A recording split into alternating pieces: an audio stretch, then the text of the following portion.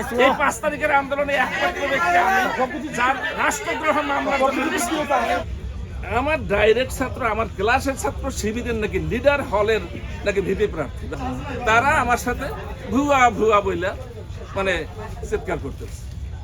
ওকে করো, আমি দাঁড়াই গেছি। আমার ডাইরেক্ট ছাত্র, আমার ক্লাসের ছাত্র শিবিরের নাকি লিডার হলের নাকি ভিপি প্রার্থী বা সেক্রেটারি প্রার্থী, আমি বলেই ফেললাম। সে আমার সামনে এসে বলতেছে ভুয়া ভুয়া ভুয়া। তাহলে তাহলে এইটাকে আমি আশা করি, আমি এখানে কোন রকমের সিকিউরিটি চাই না। এবং আমি যেটা বলেছি, এটা ছাত্ররা করতে পারে না। তাদের যত ক্ষোভ থাক, দুঃখ থাক, কষ্ট থাক, তারা সবকিছু করতে পারে, এটা করতে পারে না। ফরিদউদ্দিনের আমলে একমাত্র ব্যক্তি ছিলাম আমি যে ছাত্রদের পক্ষে দাঁড়িয়েছিলাম। এই 5 তারিখের আন্দোলনে একমাত্র ব্যক্তি আমি যার রাষ্ট্রদ্রোহ মামলা একমাত্র আমি যে থানা থেকে সরাই নিয়ে আসি। আর এখন ওনারা মানে বিরাট কিছু হয়ে গেছে।